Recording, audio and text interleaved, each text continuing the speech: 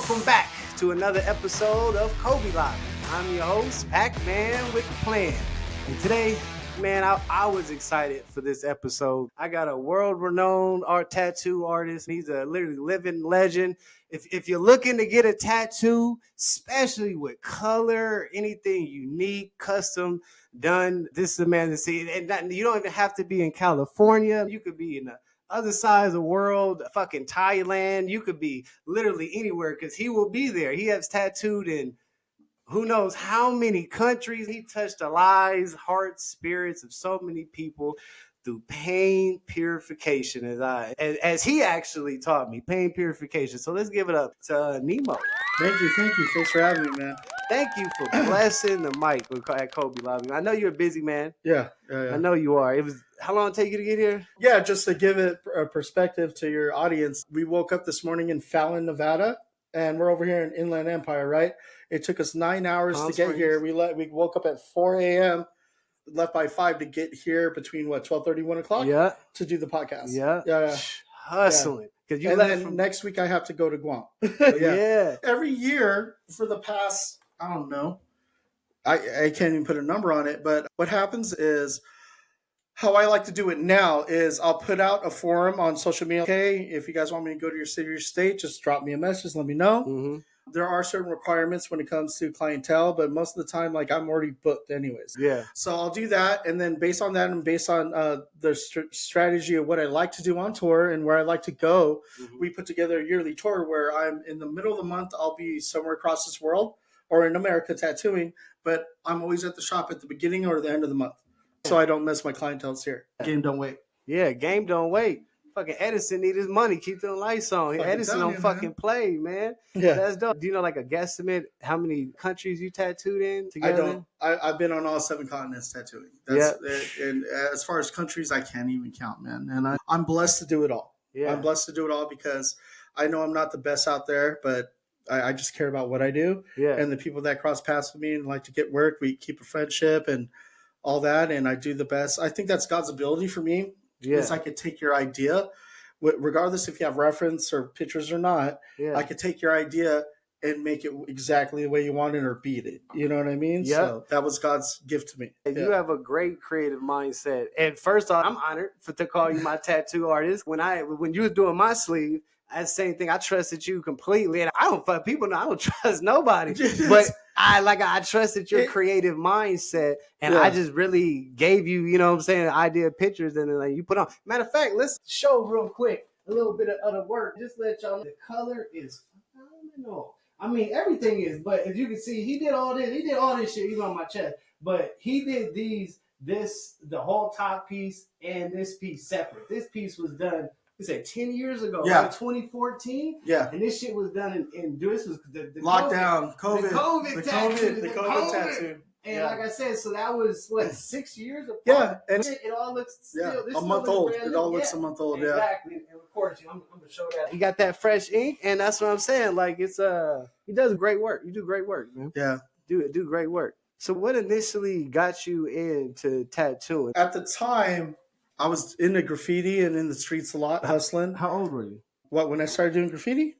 Yeah, I guess let's start there. 11 years old. I was 11 years old. My sister was dating a graffiti artist. Okay. And she literally fucking got me. It was like, hey, my older sister, Stephanie, by the way, shout out to her. I wouldn't be anything if it wasn't for my older sister. Shout out to Big Sis. Yeah. And so she taught me my first graffiti A. I don't fucking know why. Her name was Stephanie. There was no A. Anyways, so she took me behind a building. We had a blue spray can that I don't know where the fuck she got it from. And she hit it up. I'm like all nervous and shit. And I didn't know what to fucking do. So I just wrote an N. You know what I mean? Because it was like quick motion and stuff. And to be honest with you, I wanted to do a Z, but I was so nervous I went upside down, to be very honest with you. And so she literally, in the matter of 20 minutes, taught me my first graffiti A, took me behind a fucking building that was facing out towards the street, and I fucking tagged a fucking sideways Z that became an N. You know what I mean? So I started off like that, and then growing up in San Diego, California, I grew up in Southeast San Diego, and I also grew up in Chula Vista and Linda Vista. You know what I mean? Pops was in the military, so we moved around a little bit. Yeah, you say from originally born in the Philippines. I was born in the Philippines, in Edison Air Force Base, Subic Bay. Pampanga, City of Angeles, Philippines. Okay. Yeah. 1981. Shout out to the Philippines. Hell yeah. Yeah, so I'm Filipino and Irish and Choctaw Cherokee Indian. Okay. Yeah, a lot of people don't know that. So my father, he's from Ohio, and my mom's from the Philippines. And she's actually from the Ifugao, the mountains, the high mountains, and stuff like that. Yeah. But our family's spread out. We have family from the Ifugao to Manila to Pampanga to Cebu. You know what I mean? All over. Yeah. Oh, so you've been familiar with traveling anyway forever. No, not really. I grew up real poor, and I remember my first thoughts of wanting to go see America. At least I would have to be a trucker. You know what I mean? I would have to be a trucker because I came from nothing. I didn't have money, and I always thought you had to be rich to travel and stuff like that. So I thought I had to be a trucker to travel across the world. You know what I mean? Yeah. I didn't know my graffiti, my graphic design, my tattooing would ever bring me across the world multiple times. Never. If you would have asked the young teenage version of me, I would have called you a fucking liar and a sellout. Yeah. Straight up. That's a blessing because I know you met some interesting people doing that. Yeah. Tattooing and everything like that. Yeah, man. Like I got to rub shoulders with some really rad people. I don't like using the term famous or infamous because we're all one family. A lot of people don't really look at tattooing as just a subject matter or a business. It's actually a subculture and a culture. It's a culture of tattooing. And so I got to meet people that were on the same wavelength as me on my journey. And what I mean is when I travel, I would meet them or they would meet me and we just make it work and have a good time. Nice. So your big sister got you into it. First thing you drew on with a trash can. And then so from there, like how did that evolve to? So from that, just being a young, stupid kid, I got into skating, punk rock music.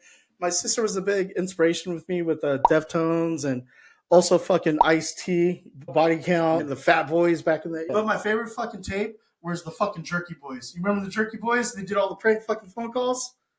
I do remember the prank phone calls. As a matter of fact, it's still on YouTube. I think that shit's on YouTube. Yeah, man, that's just gangster as fuck. Everything on YouTube. Yeah. Anyways, so from that, growing up where I grew up, started hustling for some people in the neighborhood, and from that was able to supply some money and get around and be young and stupid. And what happened was a dear friend of mine named Stun from TVC. He was doing graphic designs with my other friend Press for this gentleman by the name of George Jones, and he had an accident weightlifting.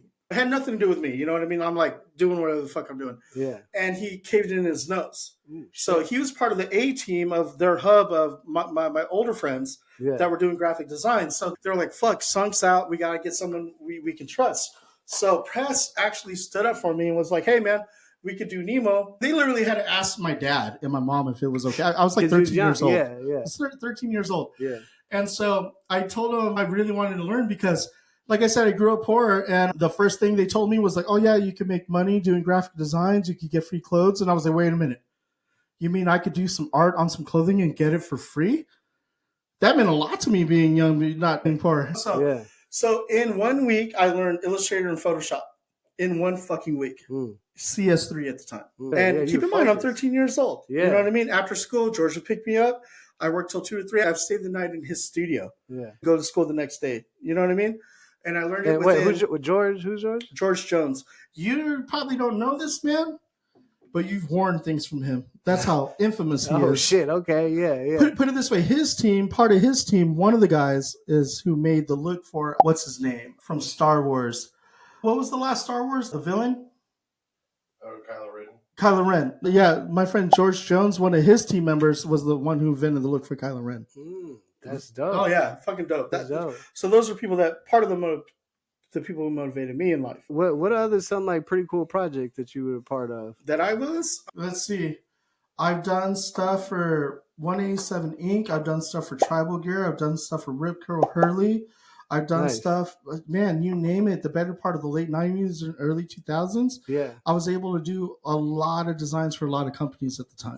Nice. And it was funny because I would go into meetings and my dad would have to co-sign that it was me. And then they would have to put the checks in my dad's name for me to get paid because I'm a minor. Yeah, because they get paid. You know, and it got to the point where around 16, 17 years old, I was the guy that you hired to go in and to solve your fucking line. Because if you had our group of guys, we were like so fucking about what we did. And we just attacked everything the way we did. And so original with what we did, we set a bar that and to this day still cannot be touched. You know what I mean? Yeah. So just with that, like just started doing that. And then I knew that no matter what we were doing, I would get paid really good, but it's not sustainable for a career that I wanted. Yeah. I didn't know where I was going to go. I ended up trading a DJ set to my friend Saki. Shout out to my homeboy Saki. He's one of my mentors as well. For my second tattoo when I was 17 years old with a fake ID. Mm-hmm. If you know anything. Shout out to Saki. Yep. In the late 90s, you went off of 11th Street to the bookstore over there. It was owned by a Nigerian dude. $25, you got a fucking fake ID. Best shit in the world. We took that shit to TJ That's too. a bodega. Like oh yeah. You know what I mean? He didn't give a fuck. He knew what he was doing. It was all money. Yeah. It was fucking tight though because that was my fast pass to everything. You know what I mean? Yeah, for sure. Everybody. Especially you go to TJ. We would ditch certain days of school, go down there and skate all day and drink. And then at night with our fake IDs, we go hit the strip Revolution and go hit a couple fucking bars and make it home drunk as fuck. That's San Diego growing up, living right there, going to TJ and shit. Yeah, but for all the crime and all the stuff where it locked down the border the way it is, yeah. That's back when $1 got you 7 tacos and a drink. Yeah. 7 tacos and a drink for $1. Not anymore. Yeah. It's almost like regular America prices. Yeah, we live in inflationary times. Yeah, everybody get inflated. Yeah. So, hold on. Shut down for a couple. Hold on 1 second. No worries. Hello? Hey, what's up, Nene? What are you up to? I'm just chilling right now. Okay, hey, I know you don't know this, but I'm on that podcast right now. You're on the air. Oh, really? Yeah. What up, Nate? Yeah, well, what do you guys say to the world? Read Berserk by Kentaro Miura and subscribe to the Degrees on YouTube. This motherfucker. There it is. Subscribe. He learned from the best. He took advantage of the opportunity. Hey, Bubba, I love you to death. I'll call you when this is done, okay? Okay? All right, see you then. I love you. Coby Lobby. Find us on YouTube. Right. Say you raised him right. He took advantage. You can't waste the opportunity. That was so nice. He ain't waste not one opportunity. I told him. I'm where? Two I'm days on what? ago. I'm live? Follow me right here real quick. I told him 2 days ago, hey, we're going to come home. Don't worry, I'll be home on time. He thinks I'm not making his birthday. He thinks I'm not. By the time he sees this, obviously, he's not going to know. Oh, yeah. But so that's why, like, That's dope. that's the one thing I love about my kids. And Mikey sees that. They call me every day. I call them every day. Like, it's family. That's beautiful, man. A few billionaires. I've been looking at a lot of entrepreneurs and a few like older billionaires, like 80-some years old with grandkids and all that. When they were asked what is the true measure of success with all they had, and that is what they said. They said out of all they have, the true success is your kids still talking to you, calling you at that age. Because it's a lot of. I have a great relationship with my parents. I chill. They're one of my best friends. I hang out with them all the time. But it's a lot of people who don't hang out with their parents. I love my parents, but like our relationship wasn't so great through the years. Like I said, it happens. I don't know how they always watch it, how they did the numbers, but the most declined call in America is mom. Get the fuck out of here. Really? Is That's some fucked up shit. damn, like I get, but that's how you know they watching. They see how. Hey, you know what that is? That's different schools. That's this generation now. Yeah, amen. Because, well, not only did you answer your mom's call because you loved her, she would whip your ass if you didn't. You know what I mean? We came from the generation where if you got into it with somebody who never met your mama, never seen her, but you called them a bitch, and they was like, "Yo, mama, I know you ain't never seen her, but now it is on and cracking." This generation is now they respect teachers and everybody, and they actually come home and disrespect their own parents and shit like that. It's it's common. So my son, he is gifted. He's only in high school. He was a walk-on last year for football. You know where this is going. He is 6'3", slightly under 300 pounds. Solid. 15 years old this coming Saturday. He's only 14. Yeah. Natural. Yeah. He got accepted because he did go in his freshman year, a 4-year pretty much sponsorship. He goes to a private school. Yeah. They're number one in state almost every year. He got accepted on a scholarship to go there for 4 years. Yeah. In high school. Now, here's the crazy part about this. The way they run their program over there is like the NFL. It's insane. You know what I mean? But the biggest thing to me, the thing that sold me was they told me that not only does he get to do that, but he is also taking college courses right now. So when he's done with high school, and if he does make it to college or decides to go to college, he has all the bullshit done and he could just jump right into his profession, what he wants to do. Big shout out to Nate Nate. Dogg. Big shout out to Yeah. Nate. He out there killing it. But also shout out to where it starts from. Shout out to you. Like I said, you put him on that right path. You know what I'm saying? Oh yeah, man. And from the beginning. So that's dope. A question about, because I know that's a different world growing up, obviously in the artist world and spray painting everything and all that. In that, how do you stand out, like coming up in that artistry world? How do you stand out as a person? You want to be real. You want to make it. You want it to go down. Be original. Suffer like everybody else did. Yeah. Learn how to do it right by doing things wrong and doing things right. Like me personally, I always stood against the grain. I would see what everybody else did and what was famous at the time, and I stayed away from those. And I would Being different. I would do different things, and that's just the way I thought. That doesn't make it the best thing to do, Yeah. but it was a good goddamn challenge. Let me tell you that. Yeah. And you guys say you grew up in San Diego. Yeah. And I know you had your crew out there. Where is there still somewhere in the city that people could see y'all work at? Actually, yeah. Without incriminating yourself. No, like, so when we did graffiti, like we got to a point where with my homeboy Press and a couple other cats, where I was still young at the time, so they would get hired to do a job, and I'd go in with them and be the background guy to fill in, do haze offs and stuff while they worked on the ill shit. Yeah, but that's how I learned the ill shit was, and it wasn't learning their style; it was learning the technique to lay down a fade, a clean line, a background. The process of creation is what learning. Yeah. It's not in someone else's style. It's in the process of creating is where I thrive. I feel you. Yeah, man. Yeah, that's like I said. You're a humble guy, and I feel like that's a big part of what got you, like where you're at. Like I was telling you before, man. I use, if you want to call it fame or anything like that, all the awards I've won, magazines. I use it to give people jobs. I use it to provide for my family. What are some of the awards you won in the tattoo world? Dude, I'll say like my homeboy Boog, rest in peace. There's times we went into a town and won first, second, and third. Oh yeah. You know what I mean? And then so it got to the point where we went to Tampa Bay Fest, right? They wouldn't let me compete.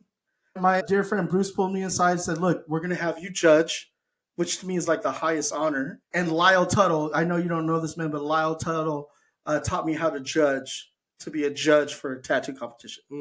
And Lyle Tuttle is a legend and really good guy. Fucking cool as fuck, dude. Rest in peace. But so I started judging and I really liked that. And then from there, there was a point where with Tattoo Flash, because I was really known also for doing Tattoo Flash, that I saturated so much that I cut it off. Like I called companies and was like, hey, I'm pulling the contract. Like we're going to put a stop to everything because it got to the point where I actually saturated America and Europe. Insanely. Early 2000s, you know what I mean? But that's how much work we put in. I'll say you've been putting in work with a few decades now. Yeah, I always put in work. I attack each day. Like we were talking about before, you got to put aside your pride. Yeah. Because pride will kill any person. Anything. You know, any relationships or dreams. So like I attack each day like it's my last. Like I after I do something, I move on to something else. When I get known for something, I try to do something else. You know what I mean? Because it's not the perception of that. It's just that I always want to evolve. Yeah. And once I feel that I master something, okay, the tools in the arsenal, let's move on to something else I don't have in the arsenal. Because back in the day, to be a real tattooer, you were supposed to be able to tattoo anything that came through the door. Yeah. Nowadays, you got people that specialize in one or two things, and that's fucking dope. But real tattooing isn't that. Being a nice, beautiful artist, but a tattoo artist, you're supposed to be able to tattoo anything that comes through that door. Not just hands or not just portrait. Yeah. And that maybe you want to classify that. That's the school I came from, but that's also the hustle mentality I always grew up with. So I'm cute to that very nicely. Hustle. And I really thought what it really boils down to is if I'm going to dedicate my whole life to something, why am I going to just do 1, 2 things in it when there's so much that I could do in a short amount of time or try to do? So I spend my time doing that. Yep, because like you said, multitask, you're not a dumb person. A lot of people just feel like they can only do one thing. And I never understood that myself either.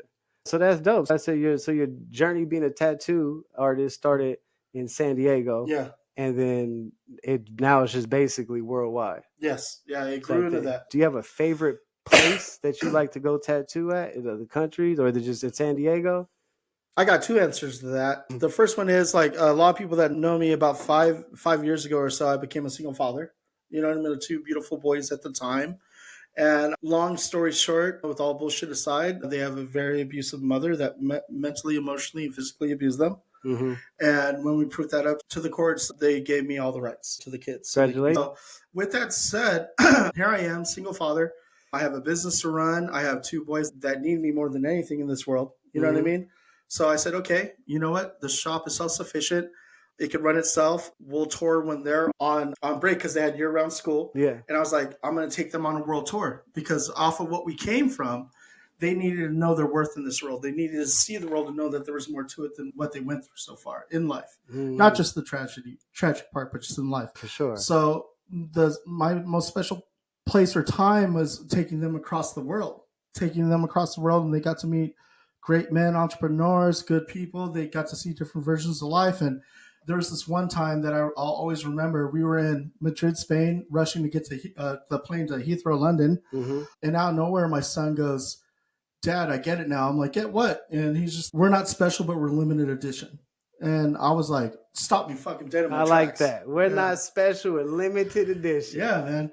I was That's dope. I was like, did you come up with that? What's the deal here? He's all, yeah, Dad, we might be broken, but we might not be special, but we're limited edition. How old was he at the time? At the time, he was 10. Oh, my oldest was 10. Like I said, he's wise already. Oh, man. Wise young man. I like to say that he saved our life. Me and my youngest son, Connor. Nathaniel, if it wasn't for him and him standing up for what he went through, he saved his younger brother's life and he saved my life. Because based on the things that happened in the past, I don't want to give that in too much. I should have been dead or in jail. Yeah. Based on what I found out. Yeah. You know what I mean? There was a time where I got really dark. And let's just say I made it through that. Yeah. Because I knew if something happened to me, they wouldn't have anybody. Them. Yeah. Exactly. And they needed me more than anything. Yeah. And that's real. I commend you for stepping up to the plate. Real talk, 100%. Yeah, because a lot of men ain't a lot of men ain't even going they don't have no reason to not take care of their kid and they don't anyway. So you stepping up to the plate 100% like that. That's, you're a real man. That's honorable. Let me put it into perspective for you, player. Yeah, go ahead. For 27 years of my life, I haven't had a job. Entrepreneur, real hustler. No, I'm being honest. I haven't had a paycheck. I wake up and I make each day fucking count. So when you love something, it's not hard. You will go through hardship and everything you want is on the other side of fear. Period. Exactly. My whole thing is not even just for my kids, but for me to be able to stand up for them and stand up for my shop, like everyone that decides to fuck with me. That's just how I am. Maybe it's because I'm Filipino, but I just roll tight, period, no matter what you do. We didn't come up where lying was okay. Yeah. Like we came up when things were hard and you had to be real about everything you did. So it is what it is. And that's real. Times are definitely different though now. Yeah. But like you said, you gotta stay thorough in this new society. A bunch of bullshit. That's for sure. I tell you. That's dope. I know it changed your kids' lives, seeing they impact them in a positive way. You taking them on tour. Yeah. And everything. I know they met some awesome people. And, well, they used to think that I used to tell Nate because he was old enough to understand a little bit. Like every picture you on social media, that was 18 to 40 hours of hard work for that one picture. Regardless if it was the tattoo or a place we went on tour. And they didn't understand that until they came with me and they rolled with me. Yeah. And they had to move like how I moved. There's this one meme that I love where the son goes, Dad, what's sleep? And the father answers, I don't know, some were hustlers. That's what the fuck we were on tour. That's real. You know what I mean? And and it was cool. They got to perspective and they saw on the other side that, oh, wow. You have to work for what you do. You have to get up. You have to prepare. You have to have things ready. Then when the show's on, the dog and pony show, you got to rock the tattoo. Regardless of what you're going through, that person needs to be comforted through their time of what they're getting through based on getting tattooed. And then afterwards, when it's late at night and you can't see straight, your arthritis is killing your wrist, they got to see it all. So they understood at that point that all the beautiful stuff people see and want to play on, that's all there. But they don't know or don't see the work behind it. And the fact that they did change their lives for the good, in my opinion. I always tell them, don't follow in my footsteps. I don't want you to be a tattooer. Take my hustle, what I've taught you, what great men that I've brought around you taught you, and use that for what you want to do in love. Your passions, what you want to do. That's real. Yeah, real talk. Take the information you can get from wherever, really. Get rid of what's not useful and keep what's useful. That's how I made it. We talked before. I grew up in Southeast San Diego. I also lived in Chula Vista, National City, Linda Vista. But a big part of my life was from being young all the way towards almost middle school was Southeast San Diego. And you grew up in an environment where no one cared. And if you had something, they wanted it. You know what I mean? Yeah. And with that kind of deal, like you live and die by what you decide to do that day. You know what I mean? So Yeah. you could fail in life or you could succeed in life. Yeah. And what I chose to do was around all the OGs, entrepreneurs, business people, bright people, I chose to shut the fuck up, hear their story, listen, and thankfully was able to be mentored by some of them because I cared about them. Didn't care about what they did. Yeah. Didn't care of any fame or what they owned or anything. I cared about them as a person. And I would shut the fuck up and listen. And I would take at a young age because I wasn't taught anything. Yeah. I had to get it. What you mean, yeah. Learning from these guys, taking their examples of their lives and okay, this, don't do this, don't do that. As young, I was that kid who listened and did. And of course, like I failed and I've won. Like you never know. The goal is not to quit. You know? Yeah, that's real. Yeah, don't quit. Yeah. Nice. I need to say that my homeboy Muck's here. And if you know me, my homeboy Muck. Oh, he yeah, rode that's with right. me Yep. for the better part of a decade through all the first tours we did. Yeah. And I say we, you know what I mean? Because he put in work. Yeah, so our first... I am Nemo. Yeah. And a couple of occasions he was. Muck and me, MJ and Scottie Pippen type shit. So let's get to that real quick. Our first couple tours, I think 3 to 4 years, just picture this. It was the late 90s, early 2000s. They barely came out with fucking GPS. So how we did our first couple tours was a TA trucker guide. And if anybody knows about the TA trucker guide, it showed you every road in America. Yeah. And then we would print off tattoo shops off of MapQuest per town. Yeah. And then we would go to the town.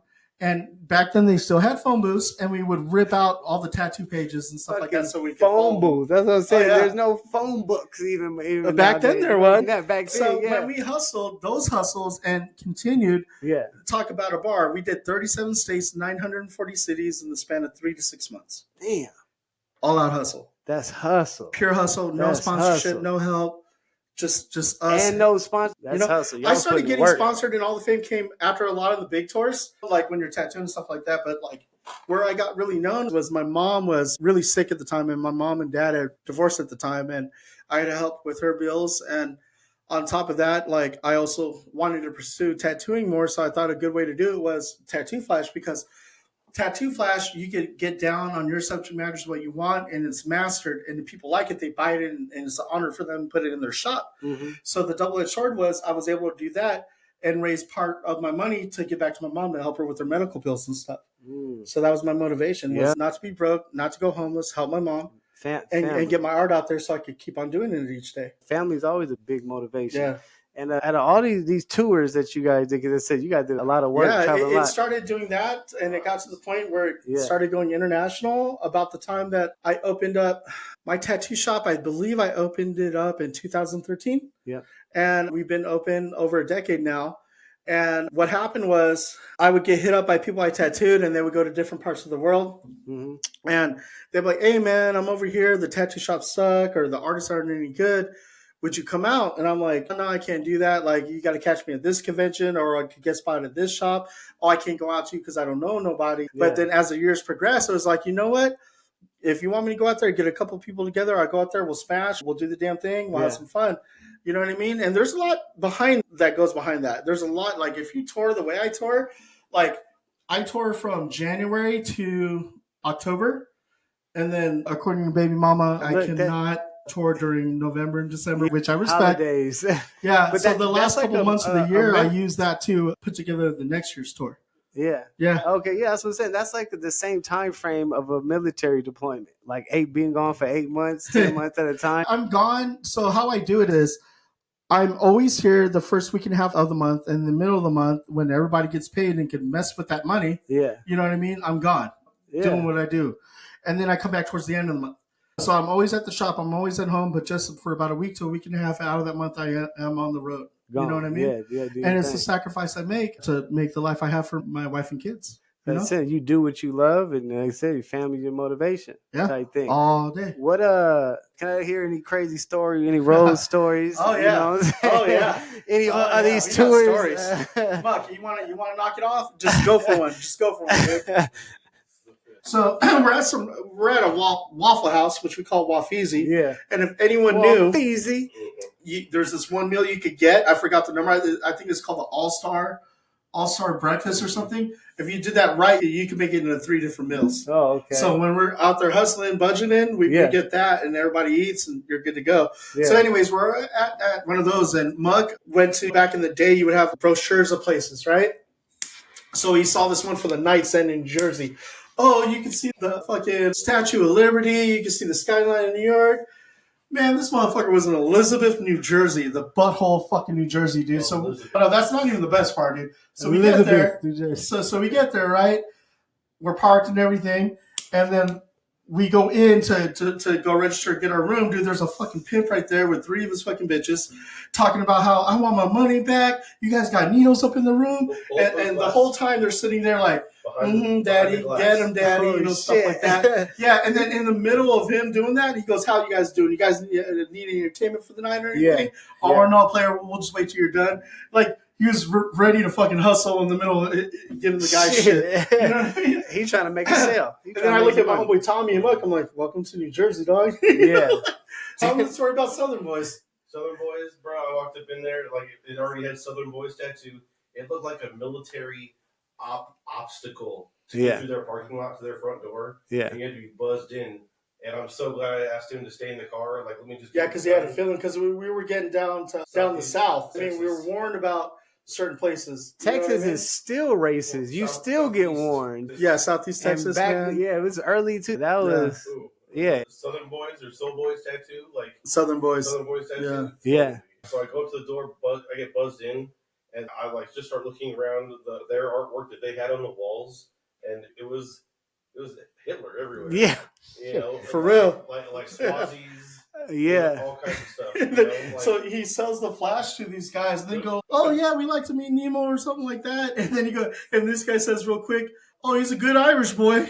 Yeah. Which he wasn't lying, because I am part Irish. You know what I mean? Yeah. I'm Filipino and Irish, but I'm looking at the parking lot, like trying to leave. Yeah, no, we have a code. If you don't come out within a certain amount of time, one goes in to make sure everything's copacetic. Yeah. So as I'm getting out and starting to walk away from the car, so I'm still some good distance, he comes out and he tells me what the fuck he told you. Baseball signs and shit. Yeah, man.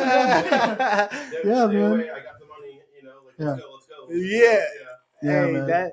Because like you said, you guys traveled, so then all that racist shit is real for some reason, and we didn't know our market, our client, and we definitely I don't want to say we hustled people, but we sold artwork. Yeah. Our artwork was universal. Oh yeah. How was that coming up in a bunch of racism, bunch of bullshit, and then you, like I said, being brown? Oh man. Well, not just that. Like I'm Filipino. I've always been proud of my Irish and Filipino heritage. That's where I come from. And back in those days, when I was trying to get an apprenticeship or something like that, I got told no more than I've ever heard. You know what I mean? And as I started apprenticing in the late 1990s, early 2000s, there was still like a stronghold from the bikers and certain type of affiliated gangs when it came to tattoo shops and stuff happening through the back door back then. Yeah. And they just didn't know how to perceive me, man. So I got hated on a lot. I don't want to do a sob story. There's a lot of people there was also a lot of supportive people and stuff like that.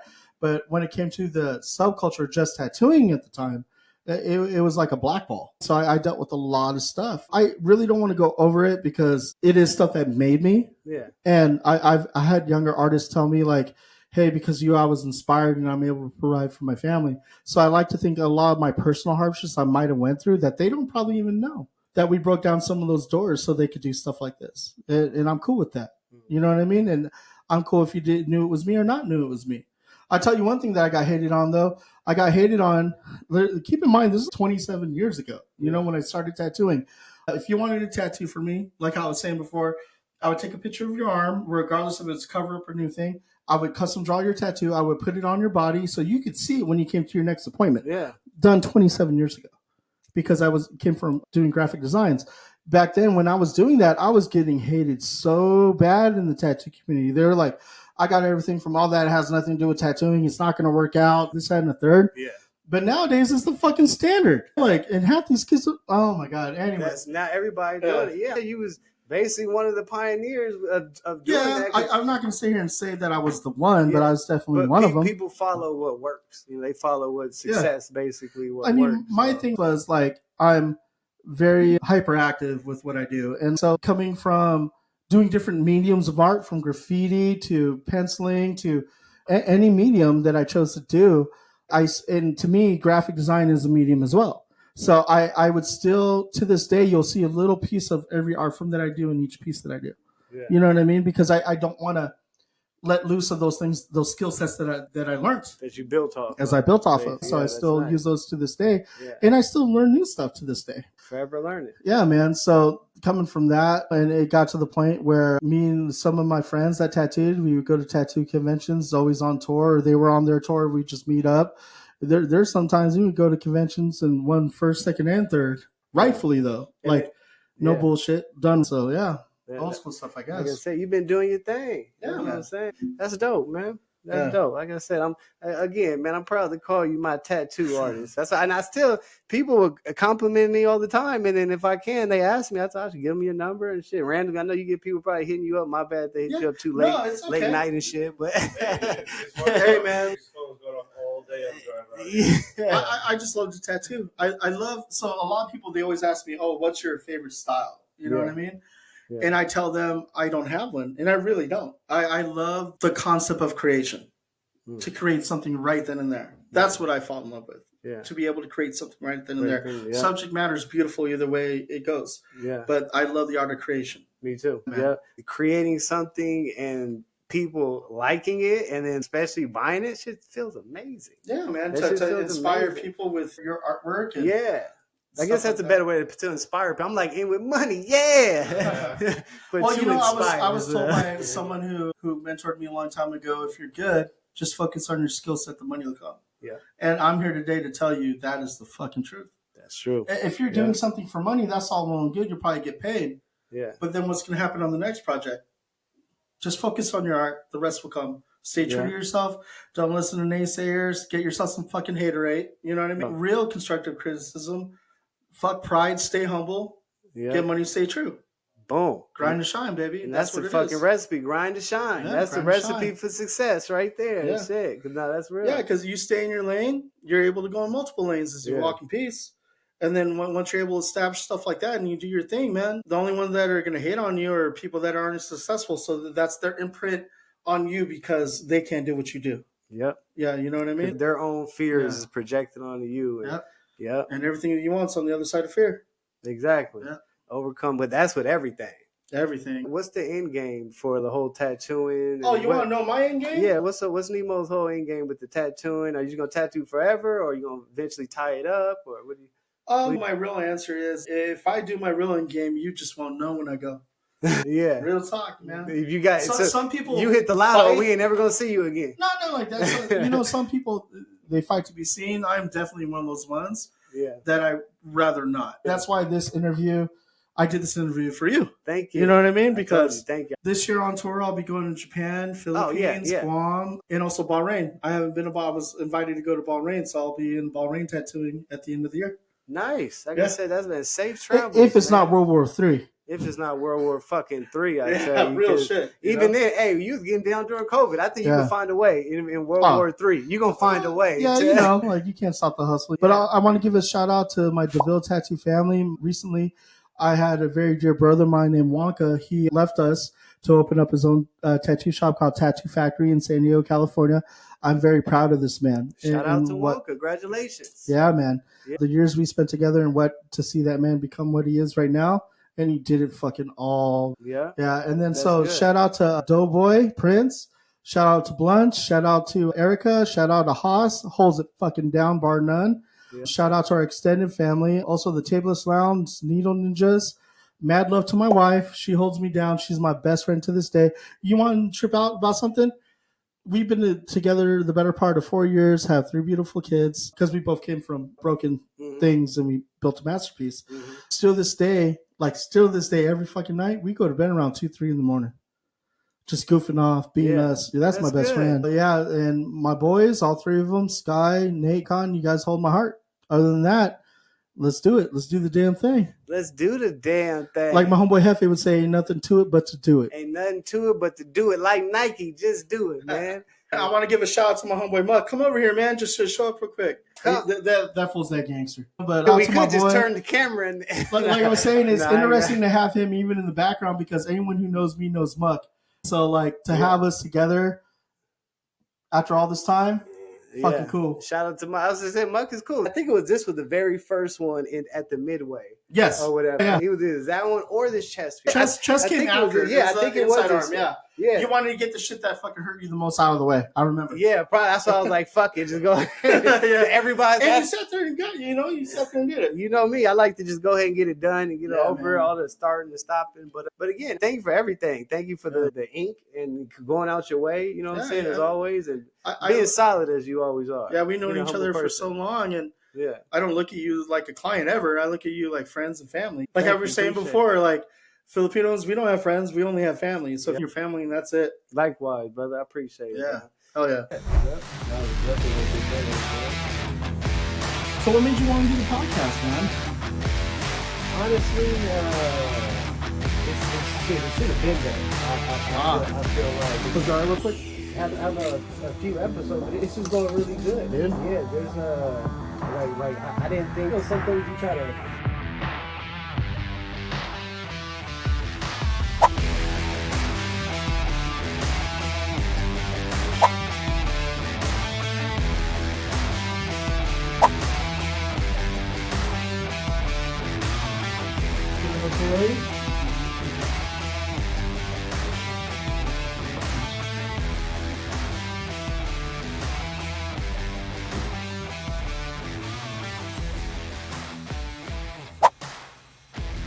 How you doing, baby? Doing great. You're doing great.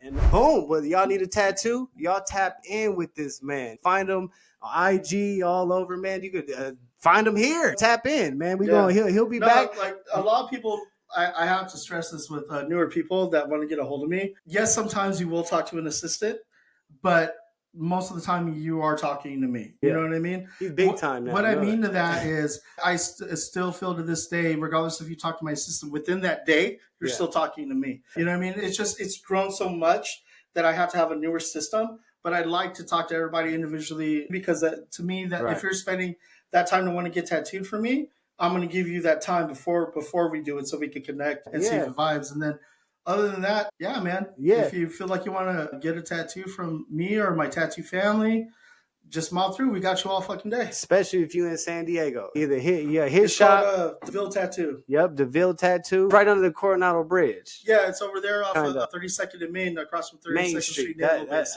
what I was just there too. No, Midway. So just to add on to that, Midway Tattoo for years in San Diego. If you knew anything about that, it was Rad Tap Pat, Flox, Mr. Flox, Hefe, Pudge, Johnny. We held it down for years at that shop.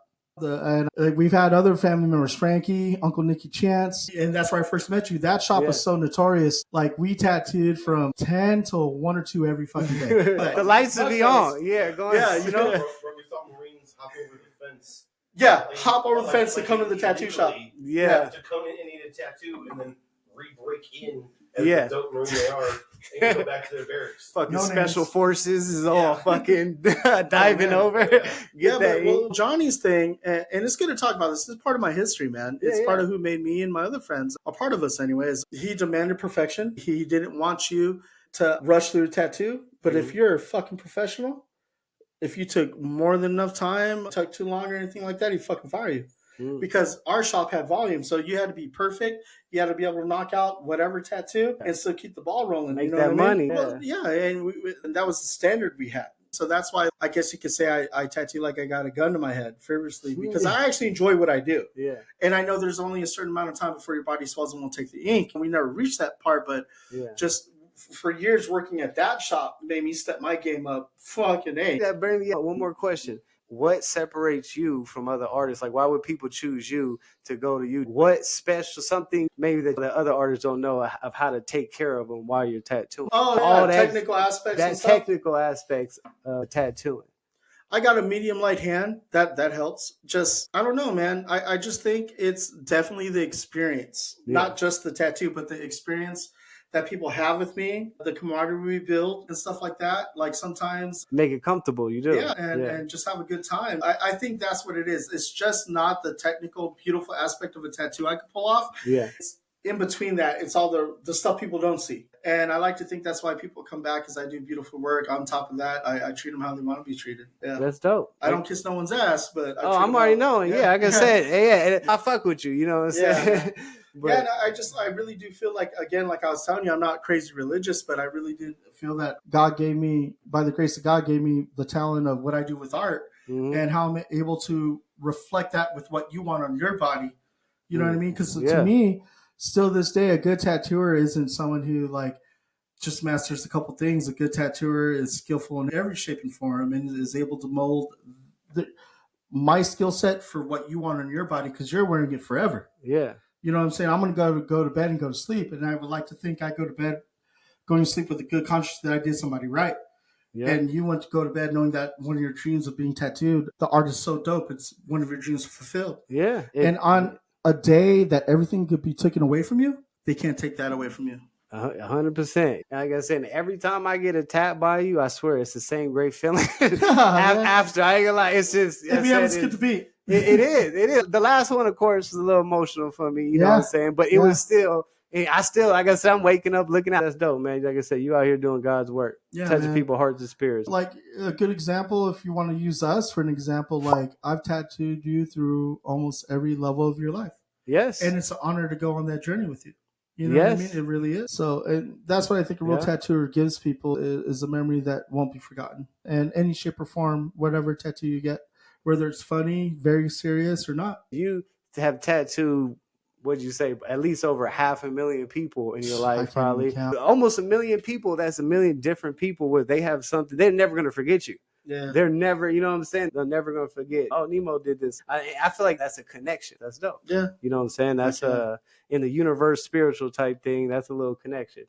Yeah. It's almost like fucking, like sex. They say when you have sex with a woman, you have a spiritual connection ever. I think that connection happens before sex. You know what I mean?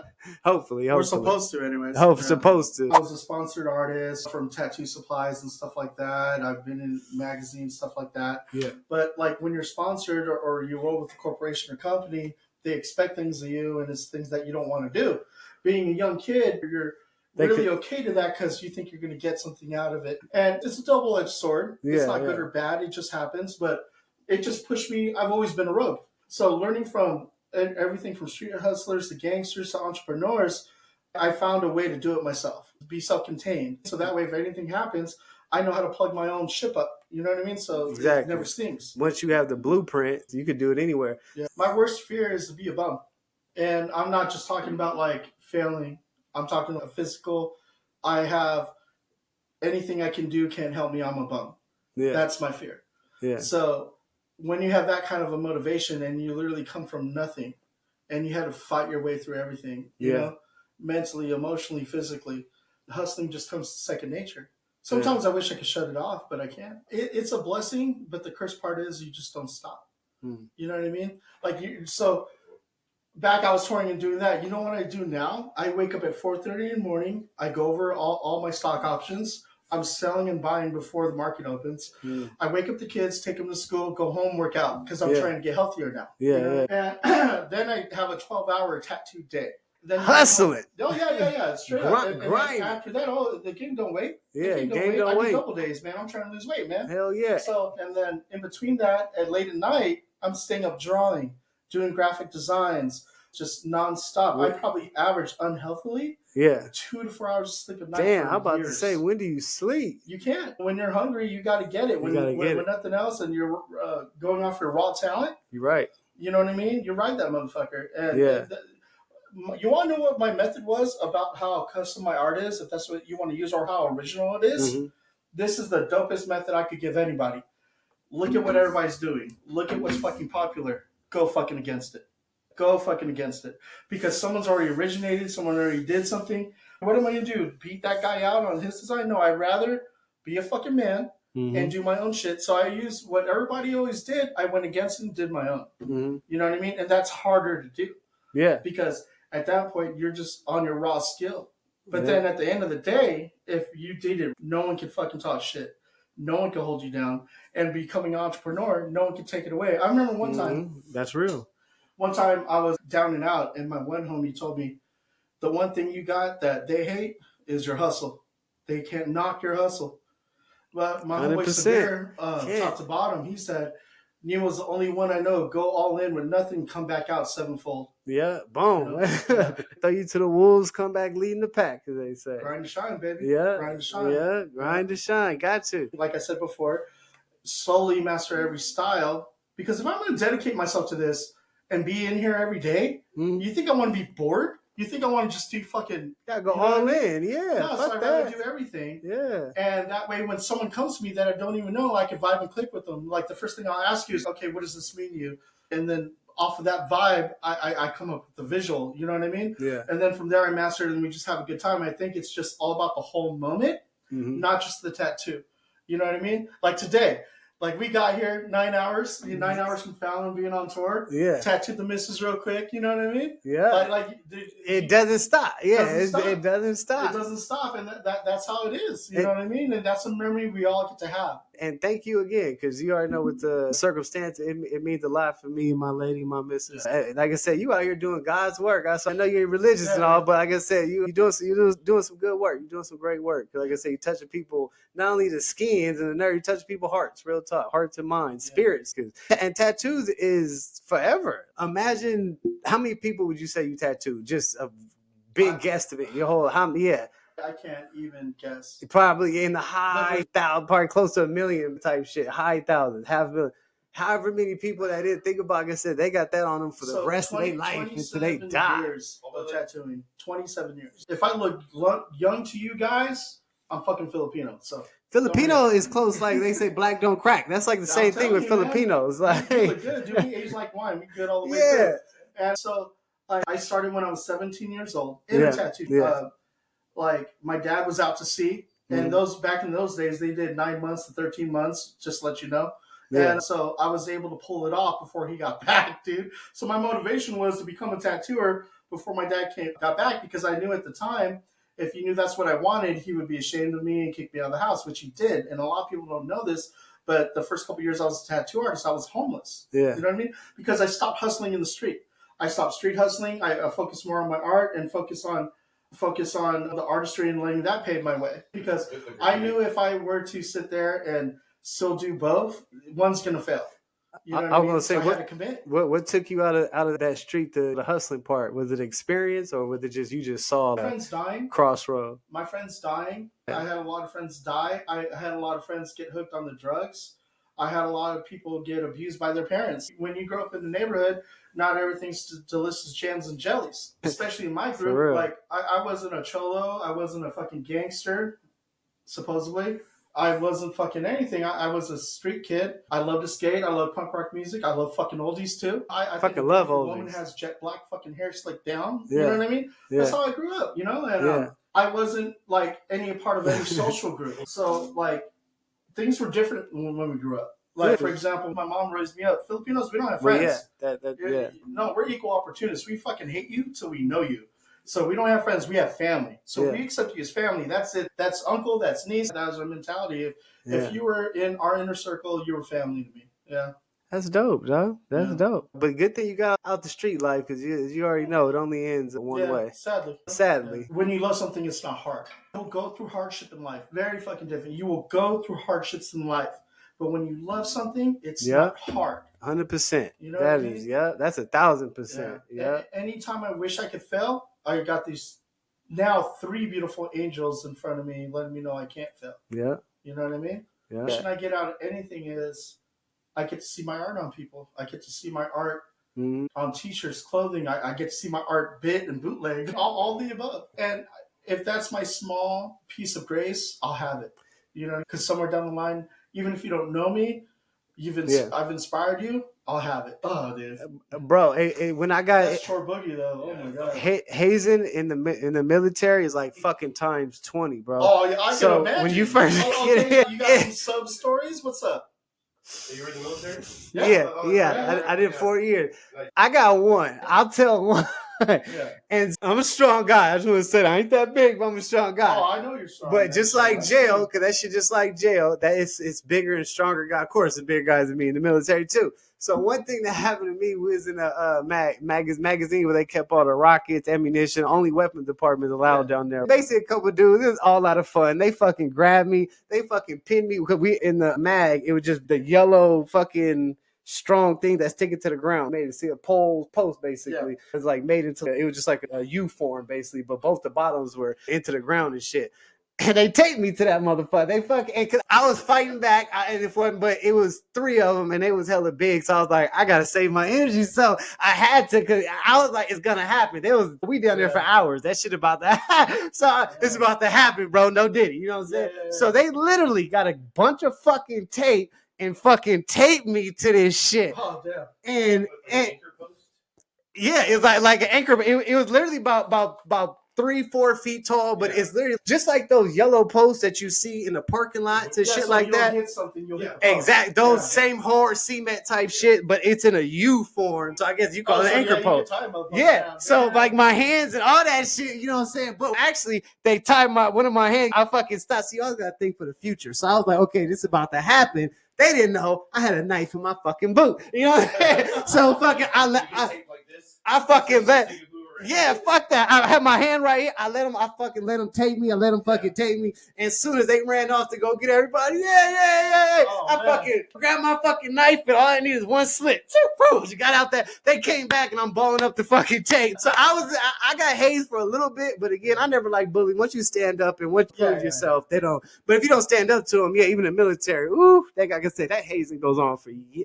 Every time you go out to fucking deploy, that shit, 8 months at a time, you're getting hazed. I was like, oh fuck no, like. Well, that's why I said through my life I've had formal training through different people in my life, and I've never had a firearm, anything like that in my home up until the lockdowns. Because one thing that was happening and down there in San Diego by the border was the people that were illegally crossing, were breaking into people's houses, robbing for food. It was a bad time.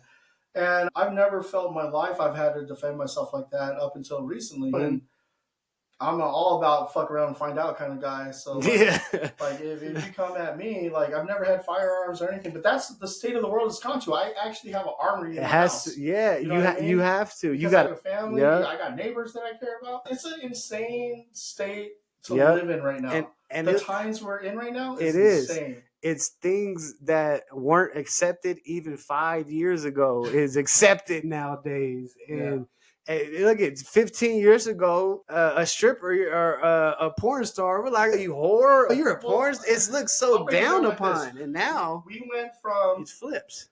We went from light OnlyFans.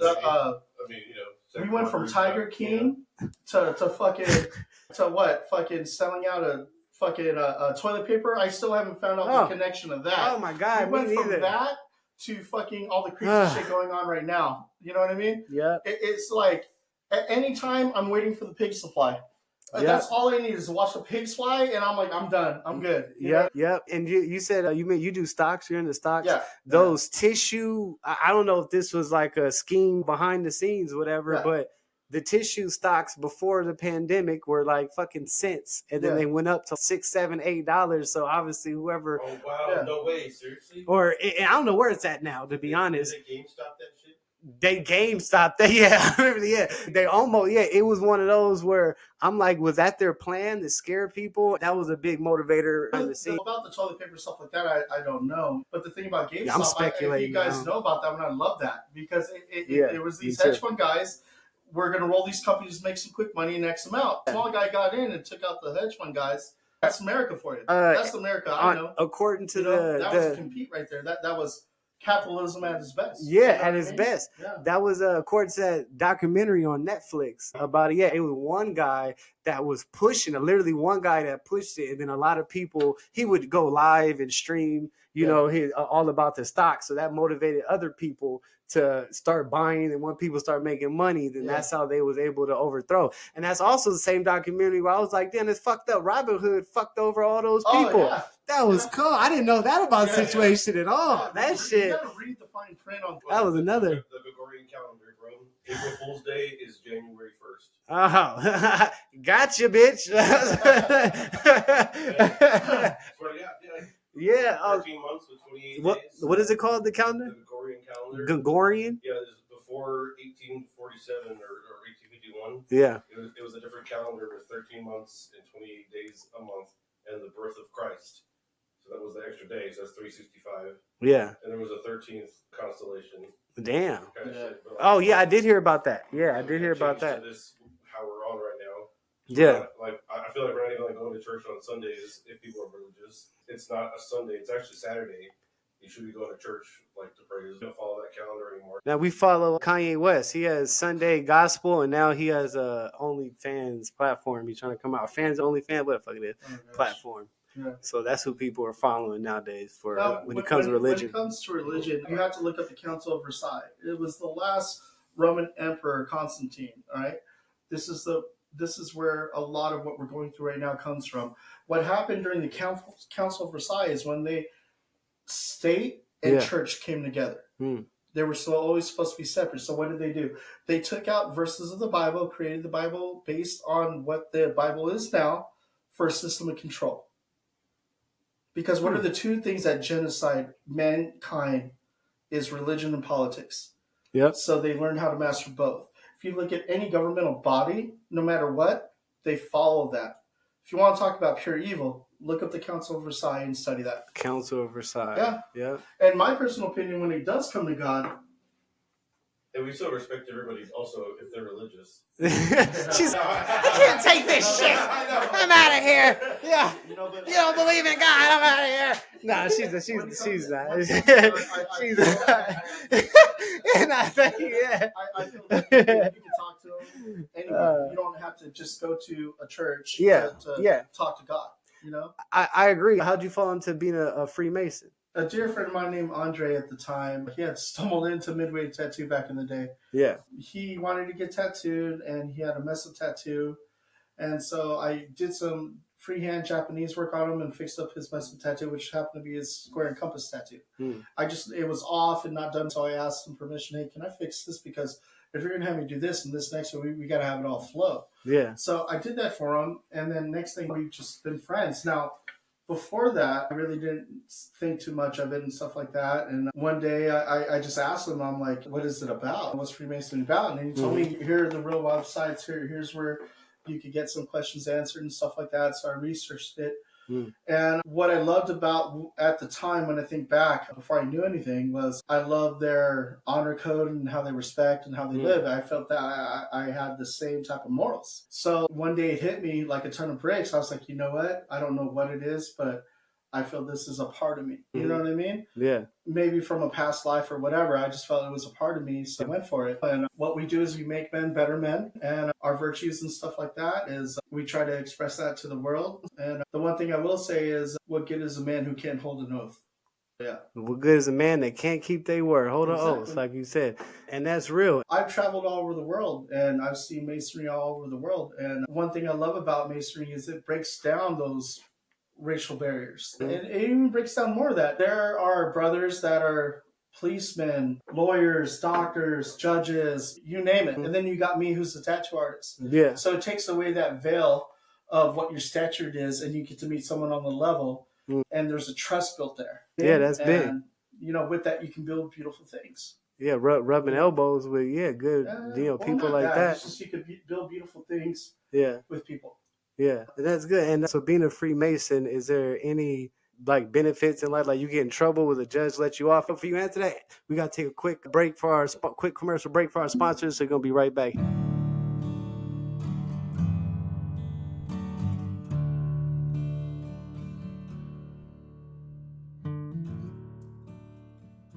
Welcome back to Coby Lobby. I am your host, Pac-Man with the Plan. And of course, I'm here with Nemo. So Nemo, Mr. Legend, tell us, man, is there any big benefit to being a Mason? Can you commit a crime or something and the judge is a Mason, he's gonna let you off? No.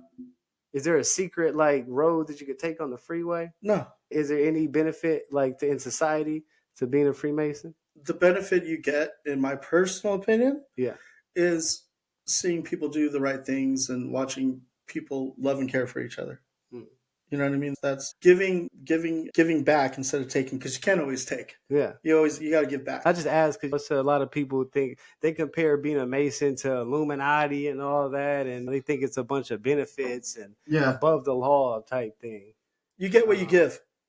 Yeah. You get what you give. At the end of the day, you get what you give. Yeah. You're going to believe what you believe.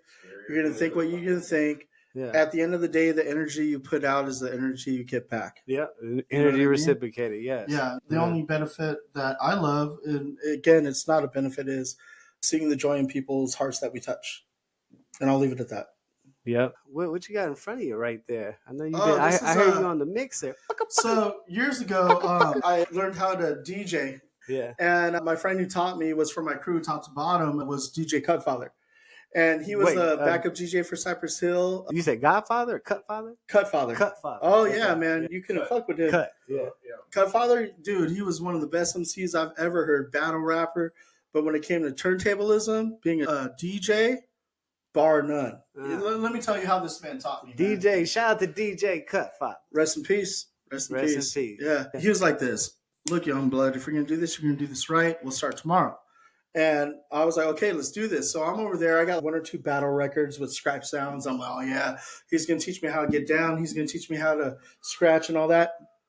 He comes in, big-ass smile, big-ass black bag. You already know there's records in there. There were 45s of originals of reggae and ska from Jamaica. Yeah. And then he had a bunch of oldies, original oldies, 50 style oldies, Art LeBeau style. Yeah. Because at the time he was battling Dice to see who had the best oldie track. Dice won, in my personal opinion. Love oldies still. Shout out to Dice One. I had looked at him. I was like, hey, Cut, that's freaking cool, but those are 45s. And I just want to be a turntablist. Dude, he looked at me, and he's Samoan, by the way. Cutfather's fucking Samoan. 400-pound, not fat. Motherfucker will go through a crowd of people solid. Yeah. And he gave me the worst fucking stink eye. And he was like, if you ain't going to do this, you can get the fuck out of here. I ain't going to teach you shit. And I was like, oh, okay. All right. Bet. I was like, my bad. No disrespect. Let's do this. Yeah. And he was like, if you're going to learn you have to learn how to match beats, melodies, blend. And I was like, okay, I got you.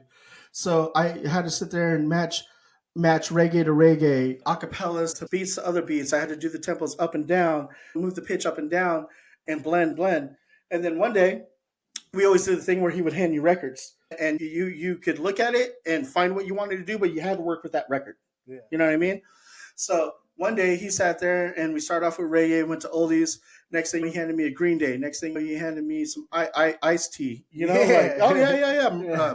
All that, like every genre, and I had to blend it all together. And I'm sitting here having fun, and I'm doing my scratches in between and stuff like that. And then I started just going off like Jedi Knight style, you know. And it got to the point where he didn't hand me records anymore. And I looked at him, and I would like to say that's the day he made me a DJ. He sat back and had the biggest smile on his face. Yeah. You know what I mean? So he taught me how to do that. And when he taught me how to cut, he always taught me that when you cut, that's your voice. So how many scratches you have is a bigger vocabulary for you. So when you ride the beat, you make your voice known.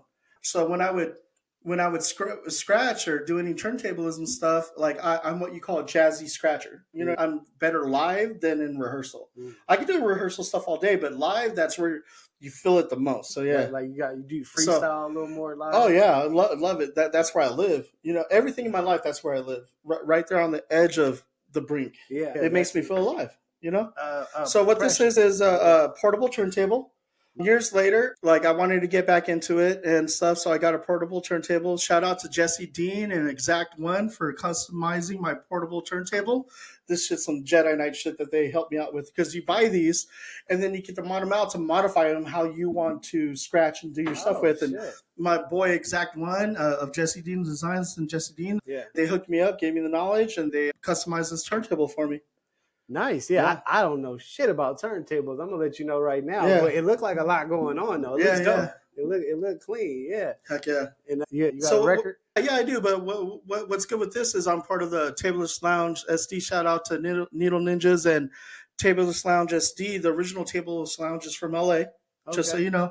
And so it's like in different segments that get okayed for it, and it's where tablets get together and we all scratch together one after the next, and we come up with routines and stuff like that. And we do that's this dope. for love. We don't. It's not for money. It's not for. It's the passion of being a turntablist. That's dope. know? Oh, so you guys get together and just Yeah, because I got a setup at home. You know what I mean? Yeah.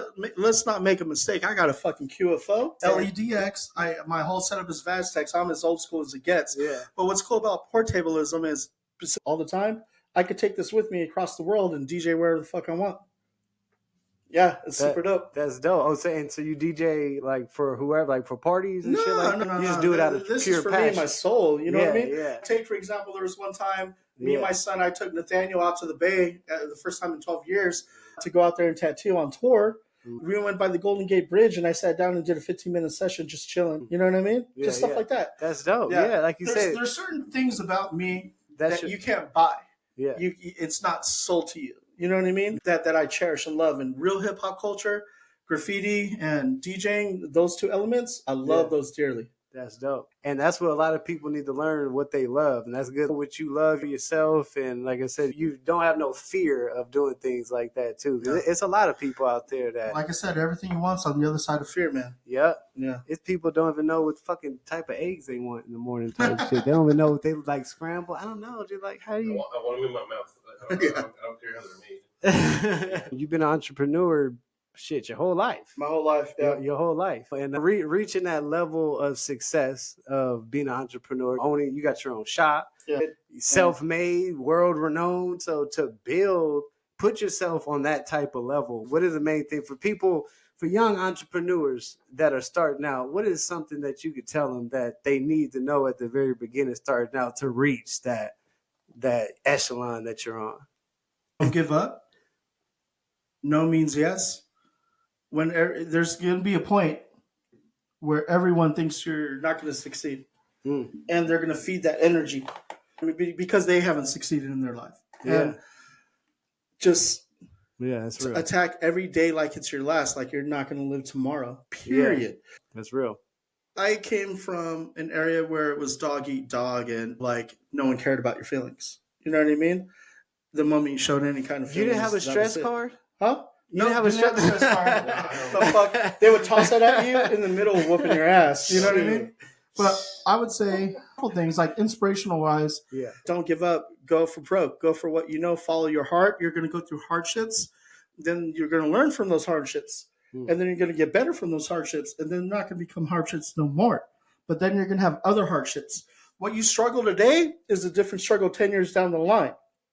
10 years ago, I could barely put food on the table. Let's say, more like for me, maybe about 20 years ago, I could barely put food on the table. We lived in the back of Uncle's house. We had to steal from 7-Eleven to eat sometimes. We lived. Yeah. I think I did that a couple times. We did what we had to do. But we worked for also. Yeah. And we shared a studio. And he was doing demolition. So when it was time to work for him, it was time to work for us. And he'd like open the door, wake us up. Pull us out of our deep sleep. Yeah. And like force us to go work somewhere for 10 hours and then leave us there for the 10 hours and come back and get us. Yeah. And then get us drunk to go do a night shift somewhere else we didn't know we were going. Yeah. Like it was, we had no choice but to. It was either that, for me, it was either that or be homeless. Remember how I told you I was homeless? Yeah. It was either that. But the thing about Theo to me was we were in the middle of doing one of those constructions one time and he stopped in the middle of the truck. There was 2 other motherfuckers in the ride. And he was using them as an example. He said, Nemo, you have a God-given fucking talent. Why the fuck are you here working with us? Mm-hmm. You know what I mean? Mm-hmm. And he's like, you need to fucking ride that out and do that. You have a talent no one else has. You have a hustle that no one else has. And I was just like, bet. I fucking quit that day. And he tried to pump the brakes. He was like, oh, quit tomorrow. I'm like, no, I'm quitting right now. You know what I mean? Yeah. And it was one of the best motivations that he gave me. And I will always respect Theo Adrian for that, no matter what. And there's been some things in life where he's always had my back. You know what I mean? And like I said, like I never forget anyone in my life. I don't care where you came from. As long as you don't hurt women or kids, I'll roll with you. Yep. You know what I mean?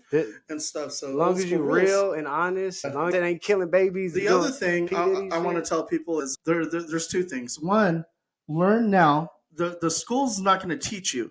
To me, school is a 100%. Form of slavery to teach you to work for someone. Period. That's how I feel.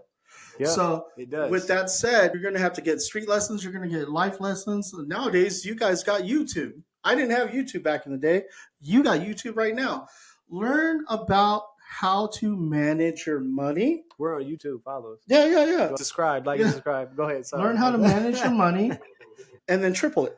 Yeah. After you triple it, quadruple it. You know what I mean? Like I said, 20 years ago, we were $1.25 away from being homeless. Now, 20 years later, my problem is, am I going to go to Japan first or am I going to go to Sicily first? And am I going to go to Bahrain? Because I'm going to Bahrain to go tattoo at the end of this year. Yeah. My first time doing that. Dope. Yeah. Yeah, you know what I mean? Those are my struggles now. Yeah. You know what I'm saying? What country should I go? And that's a way better struggle than what. But it all boils down to that, though. Yeah. It boils down to those first sacrifices, believing in yourself all the time. When everyone else says no, you say yes. Yeah, you're going to burn the midnight oil. Yeah, you're going to get up early. Yeah, you're going to have lack of sleep. But you know what?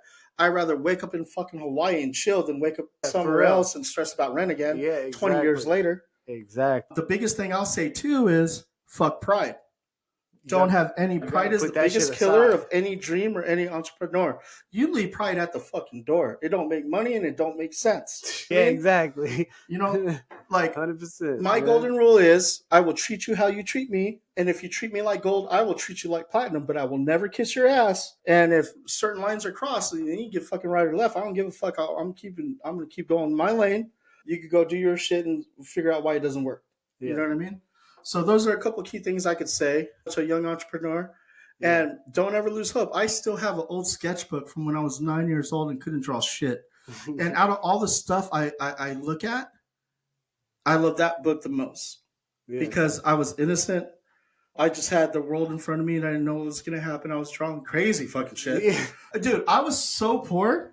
No. We could not afford a Nintendo or a Sega or any of that. Yeah. I literally would draw out the whole stage of Mario and slowly erase and draw the fucking characters moving. And that was me playing the fucking video game. Damn, that's how poor I was growing up. That's almost depressing, but I'm sorry. No. I told you I was going to come here and be real. But it's hard to tell my story because there's so many layers. Yeah. But that's why I like doing this, a podcast. I feel it's authentic. You know what I mean? And it will be. Yeah. Coby Lobby is authentic. How important do you think it is to have a team? I see you got the muck as your ride or die. It sounds like y'all been riding for a long time all over. Like, how important is that relationship? The reality of having a team is good. You learn from each other. But we're rogues. Look at it like we're pirates. When we get on our ship, we're on our ship. Yeah. And we make sure that motherfucker runs. And we get everything coming to us, period. Yeah. And then when we separate into our own worlds, we take what we learn from that team and do it in your own world. We only come together to build things. And when you start off, you're going to bump heads. Yeah. You're going to learn to do things wrong. There's things Monk and I have done wrong. Yeah. To have a support system, I would say, is better than having a team. You know what I mean? Okay. Because when you have a team, you're counting on other people. You become somewhat of a dictator. And that's one thing I learned in life. That's not a good way to be. So if you have a support system and you support them the same way they support you, dude, you're not going to lose. It's success. Yeah. As long as you guys are both on the same path, same goal. Hell yeah, I feel you. Yeah, because if you're on a team, that means you're lower than someone. I look at you like you're my equal. Yeah. I don't give a fuck what you're going through. I'm there with you. I'm going to eat when you eat. I'm going to sleep when you sleep. You feel me on that? That's real. What I mean? And most teams got an A team and a B team. Yeah. You got to both in a tribe. You got to both chiefs, no Indians. You got to both get shit done. Oh man, hell yeah! Like all sides of the road. Yeah. Where the fence is, you were good side, bad side. That's just the people's view. We had to do what we had to do. Yeah. And so like, we took opportunities. Yeah. That benefited us, but might not have like the things we did. Well, here we are, and we're better for it. Y'all making it work. There's a lot of people that's out there and think Jay-Z, people do it alone. Everybody try to go at shit by themselves because they want to be the Michael Jordan. They don't want to be Scottie Pippen. They don't want to be. They just want to be. I keep my circle tight. I don't like numbers breed problems and opinions that don't lead up to your vision. Yeah. Or the team's vision. You know what I mean? And so that's important, right there. I keep it small, and we move in motion how we move. That's just having a sick team. Like, I wish I could tell you we master planned it. It just fell into place. You know what I mean? You're either going to work with people or you're not. Me, I don't give a fuck if you're famous. I don't give a fuck if no one knows your name. If you're down for some stuff that we both vibe on, I ride with you. I give a fuck about a name. I give a fuck about fame. Like I told you, I use fame to give people jobs. I use fame to provide for my fucking family. That's where it stops. You know what I mean? I never, nor will I ever think I'm better than somebody else. Yeah. Because I know I've been there when no one cares. I know what that feels like. Shit gets dark. The only time I'll treat you like that is when you treat me like that. It's just like your relationship with people is based off the energy they give you. Off top. Like, and I'm the same way. I could be your best fucking friend. But somebody come up and punch me in the belly, I'm like, oh, all right. It's also like an artistic. I'm down for that too. Artistic type of mind. Yeah. Where you flow with what you create. You know what I mean? What's the most uncommon place that you gave a tattoo? Yeah. The butthole? I tattooed a porn star's butthole before. Oh, shit. Yeah. Is she know? Can we Google? Can we see your work? Can we? Yeah, but out of respect for her, I'm not going to bring that up. I feel you. I'm trying to look at your work. You know, that's all. Okay. But you know that because like when you come to my shop, that it's not that I do it on purpose. If you want to mingle with people in the shop, you do. But I like to give everybody the same energy and the same time. Mm-hmm. So when clients come in and come out, like I try not to let them cross too much because of the flow of traffic in the shop. Because I actually fucking tattoo. There's so many hours in the day and stuff. If y'all want to talk in the lobby, go talk in the lobby. You know what I mean? Same thing that I've told famous people. If you get tattooed by me, it's cool. I can understand certain situations. I have to come real early because of your schedule. And for example, there's a famous UFC fighter that I tattooed, and we knew that person had a lot of a fan base, and we didn't want that in the shop because other people got to make a living too. You did the archer in Beijing too. Yeah, I did this Olympian. He ended up being on the Wheaties box. Yeah, he's an archer with the tattoo. Nice, an archer. Yeah, but under certain circumstances, see if I can find that too. I'll do that. But I do that for the person who's not famous. You know what I mean? Yeah. But I do have a strict rule. If you come in here thinking like you're harder than shit and you're gonna be disrespectful, you get the fuck out. I don't give a rat's ass about you. I don't give a fuck. Yeah. You know what I mean? We can roll. If you're gonna be disrespectful. Yeah, but if you're gonna come in and chill, let's do it. We we talk that energy, and you're a humble guy, so it's like putting up with that bull, and you a man, ain't putting up with that bullshit, fucking stress cards over here. It's hard, like my homeboy said one time. He goes, "You made Nemo mad. You know how hard it is to make him mad? You must have fucking pissed him off." Yeah. But they say the coolest people, once you get them to that fucking point, could be fucking the most dangerous people out there. Yeah, true that. I've been working on to my jokes. Yeah. You know? Maybe I'll be a comedian one day. Who knows? I want to test these jokes. And the only way I could test them is if I'm going to test them on you. I'll test them on Muck too. Okay. But the way I'm going to test them is you can't laugh. You could. Okay. One of these. Yeah. You could. Yeah. So hey, you guys. Dude, I'm brutally honest. Are you sure you want to do this? No. Okay. He just wants you to laugh. No, that's what I'm saying. I'm brutally honest. So. Some of them may be a little rated R. We'll start with a Michael Jackson joke. We'll keep it easy. If Michael Jackson had a denim store, what would he call it? And you can feel free to answer. Michael. Billie Jean. Oh, that's gay as fuck.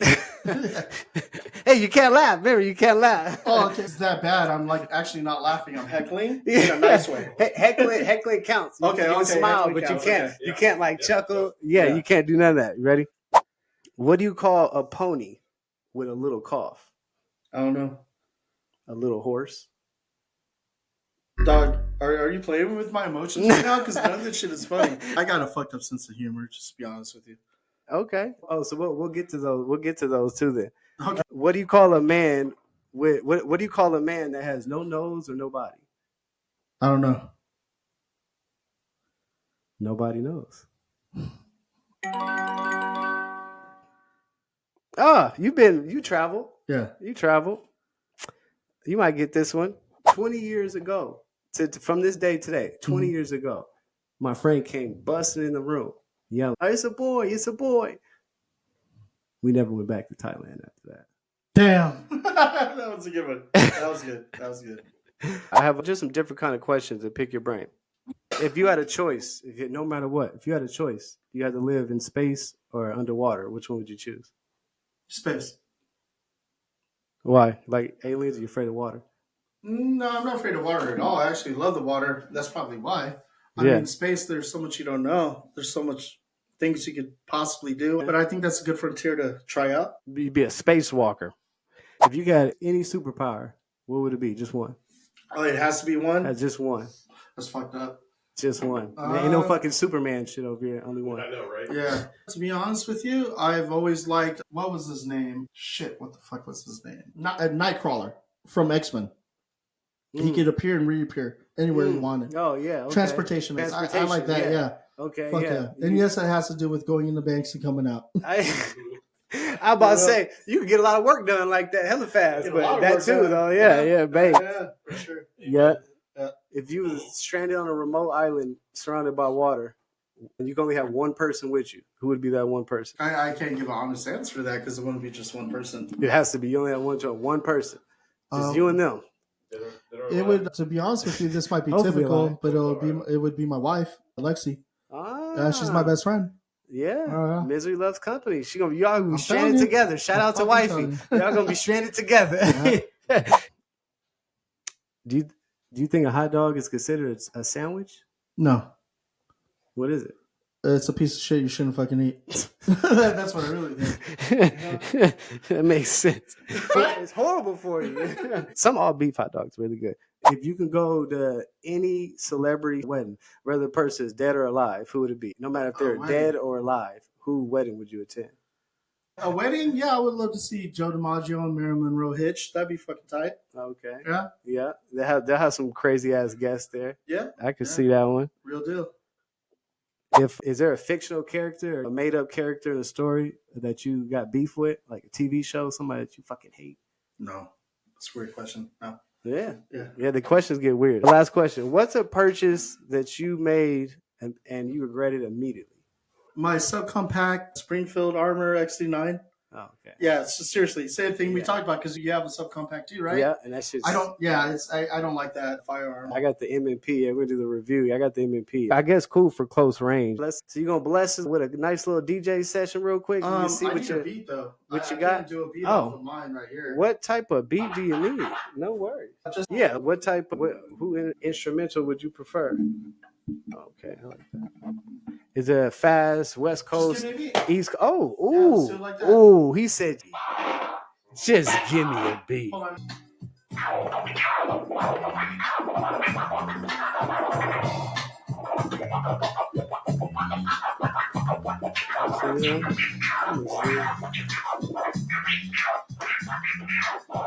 I'm going to light up.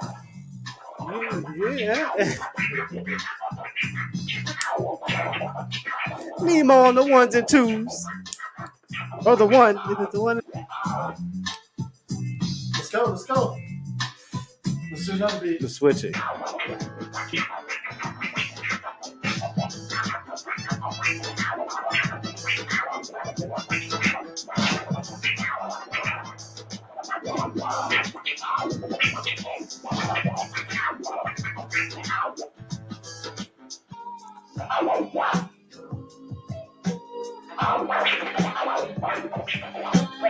Break it down.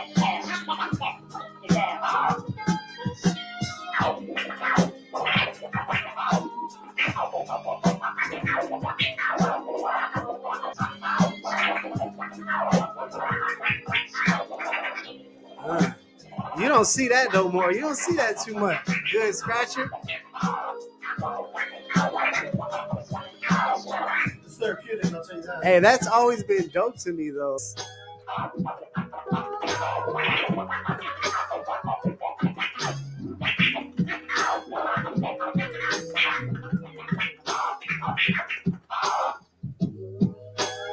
That was dope. I like that. Thanks, man. Yeah, you are a very versatile person. Like an onion. Yeah. Art creates art. Like an onion. Many layers. Art creates art. Definitely, you guys tap in with Nemo down there in San Diego at Deville Tattoo. If you want a tattoo, follow him on IG. And again, all his description, all the contact information is down posted in the bottom as well if you want to check that out. But thank you for joining another episode of Coby Lobby. Tune in next Monday, every Monday, 8 p.m., brand new episode. So tune in next Monday. Y'all stay high, man. Stay high. Peace.